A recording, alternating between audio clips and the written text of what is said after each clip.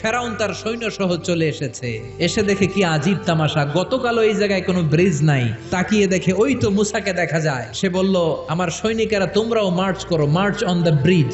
মুসা আলাইহিস সালামের পেছনে পেছনে ধরার জন্য সেনাবাহিনীর সব সৈনিকেরা লেফট এন্ড রাইট করতে করতে মাঝ বরাবর চলে এসেছে। সাইয়েদনা মুসা আলাইহিস সালাম লাঠি তুললেন, লাঠি তোলার সাথে সাথে ফেরাউনের সব সৈন্যগুলোকে ফেরাউন সহ লোহিত সাগরের মধ্যে ডুবিয়ে দিল কে?